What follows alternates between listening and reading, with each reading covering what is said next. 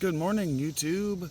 I am Shaggy, I am Philolitea, and as you can see, I am getting ready to leave the tent, and so you get to listen to me talk for a while. And I don't know how long this one's going to go. I don't think I can keep it inside 3 minutes, but the plot that we're going to be exploring, if I can remember it, hold it in my head.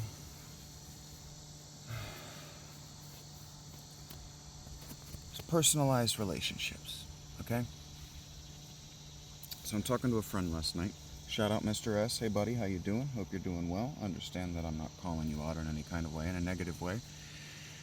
And we're talking about music. We're always talking about music. And we're talking about how Brotato, he was explaining to me that he's my only producer. He's the only person who watches my shit. And so because he's the only person who watches my shit and he pays me on Patreon, I'm making stuff and I'm getting feedback from him directly. And so he tells me that KOTOR, the audio in KOTOR is fucked.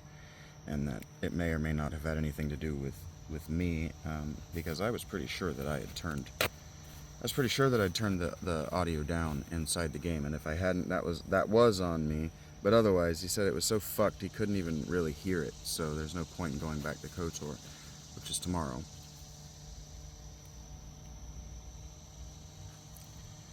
But we're talking, and we're talking about how Brotato's soundtrack is a bop.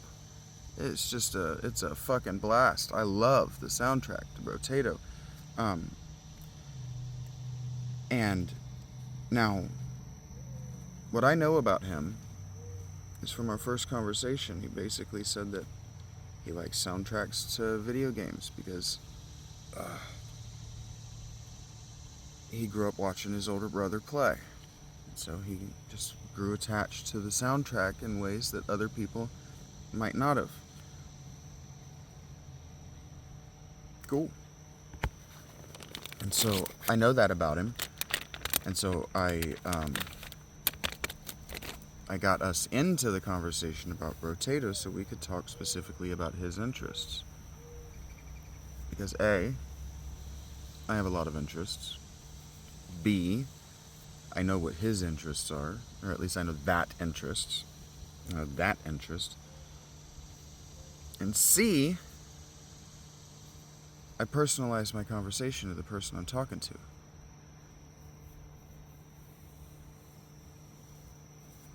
And so eventually I'm sharing with him a few of the, now that I've thought about it and they're on the front of my mind,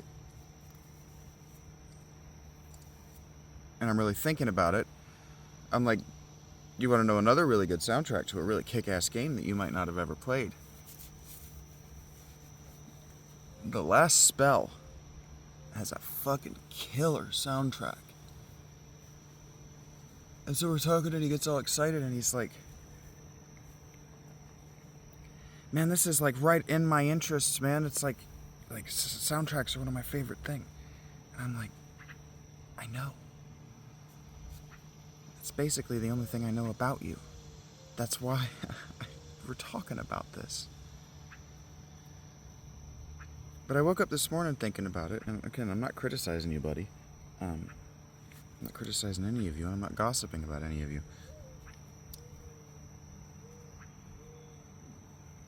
Because what I'm doing, actually, is I'm normalizing you talking about to one another.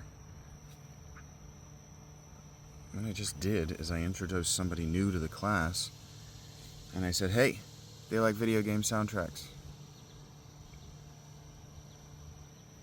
Engage without my direct supervision.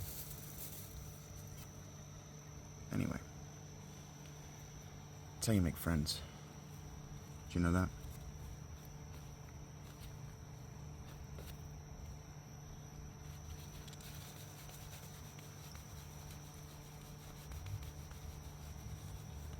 I walk up to the counter.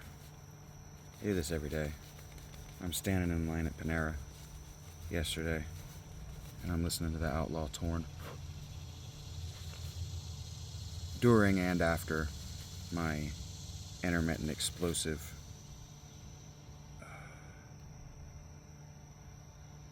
God, I hope those aren't scratches. my little intermittent explosive episode yesterday. I think they are. I think when I dropped my glasses off my face on the concrete the other day, I scratched them. It's okay. Obviously, I haven't noticed. Anyway, I'm standing there listening to the Outlaw Torn in line, playing along to the bass riff. Not because I learned that one, I didn't, but because Jason Newsted is awesome. I love that album. Well, I'm falling in love with that album. I love a bunch of songs on that two-disc set, right? Load, reload. But, playing air bass, right? And then when the ladies leave, she gets this big smile on her face and starts playing air guitar, like she thinks she's making fun of me, is what it looked like, but she was just like commenting on what I was doing without saying anything, or without like letting the people that have just left know that she didn't like them, but she finds me amusing. And so I said, hey man, the song's 10 minutes long, what else do you want me to do during it? And she just kind of goes, okay, well, what do you want? Because I'm sure she didn't even know that songs get that long, first of all. First of all, I'm sure that she didn't know songs get that long. And second, what do you say to that?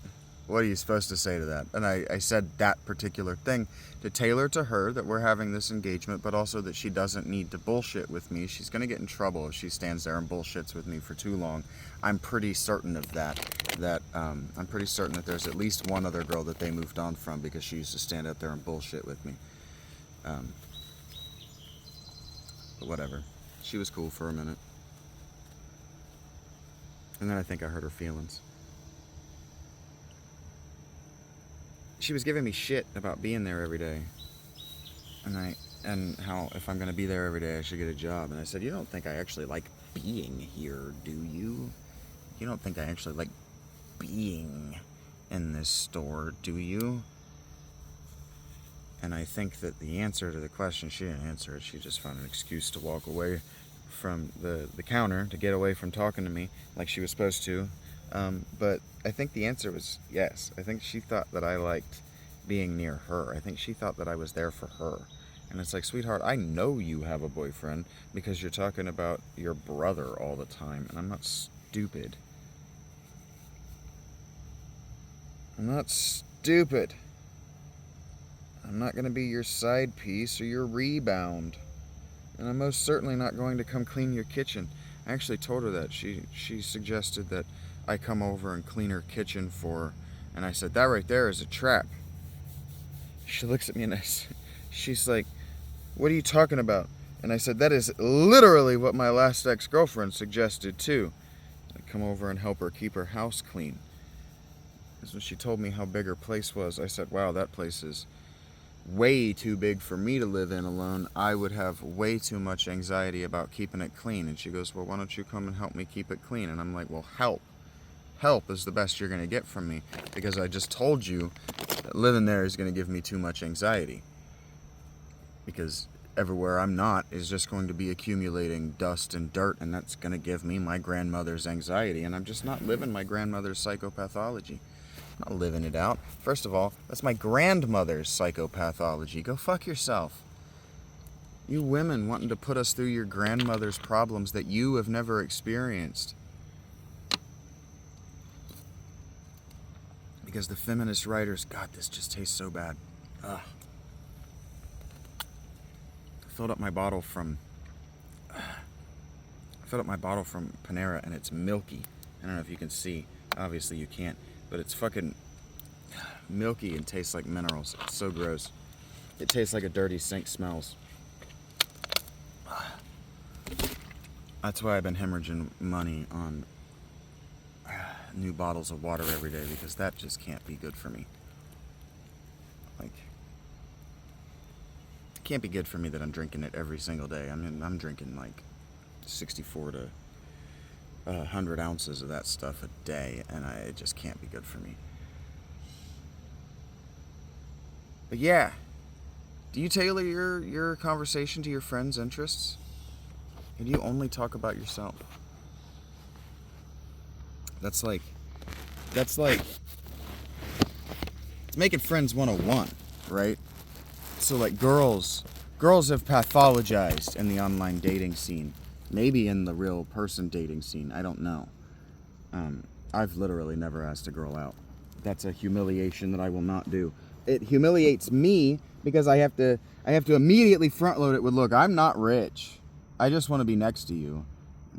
That's what poor people and your girlfriend's loser artist boyfriend, or you're not your girlfriend, but your sister's loser artist boyfriend, that's how he got her, was by being a decent lay and then talking her into letting him live with her so he could just laze around and do nothing because she already had enough money to support the both of them. And so he's just content to live off of her like he lived off his mom. And so this is what I'm talking about. Like if I'm talking about how you get to know people and how you date, it's like I'm talking to another friend who's going through a divorce. Hey buddy. And I'm talking to another friend who's going through a divorce, and he's like freaking out about how he's ever going to meet another girl. And it's like, well, first of all, you have to be where they are. You have to be where they are. So that means that you have to have similar interests, or you at least have to front similar interests. But you also have to get the approval of their mother. You have to get the approval of their mother. And here's the thing. You don't need the approval of their mother in order to get married. You need the approval of their mother in order to stay married. But, because you can't control how their mother shit talks you when you're not around.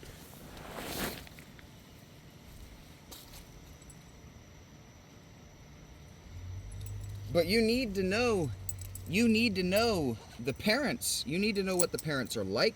You need to know their childhoods. Like this is why the old school date was like date 3, you go and meet the parents and have dinner with the parents and you get interviewed by the parents. Because if you're not asking questions, if you're not asking deep, involved questions about the people that you're around, you don't care about them. You understand that, right? And so that's what the parents are supposed to do. They're supposed to take you there, and you're supposed to charm the pants off the parents. Why?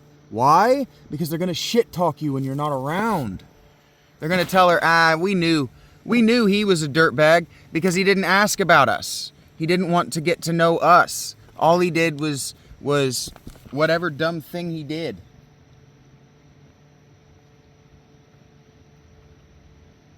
Because you don't want to know them, because you want to hide the fact that you're fucking their daughter before you met them, because you don't actually know her.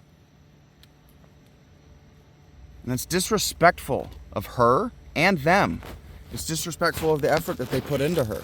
And look, I have benefited from women disrespecting themselves 37 times.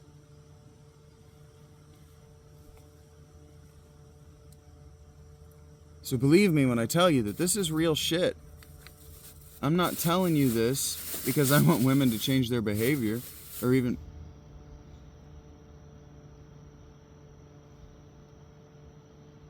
I don't know when I bought these. And I don't know how that's running.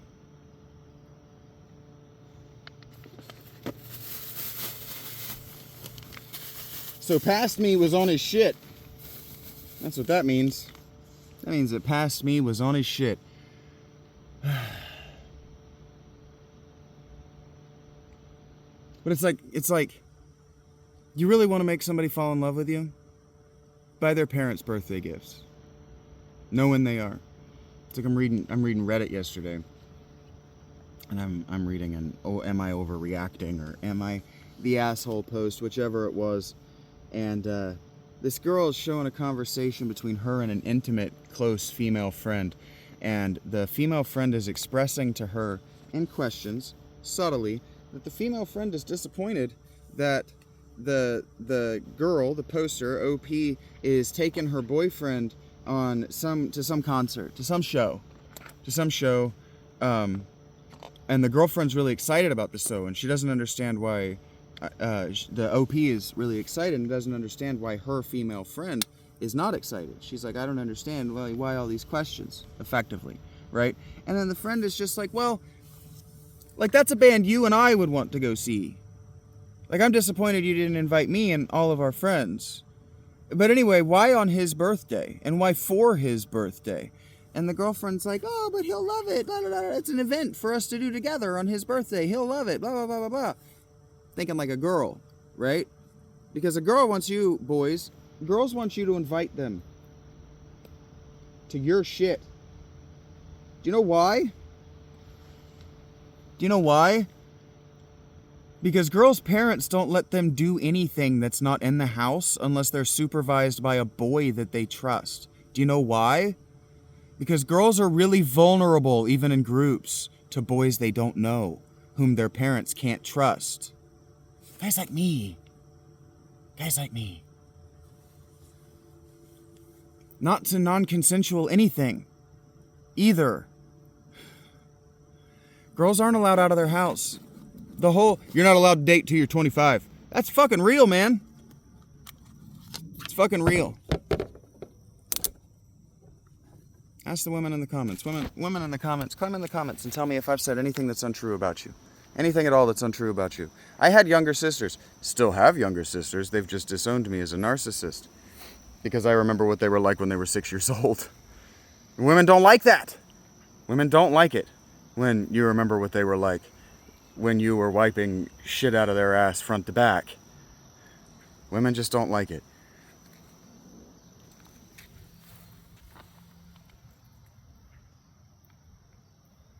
So what are we talking about? Personalized conversation. If you don't know anything about anybody, how can you make the conversation about anybody but you?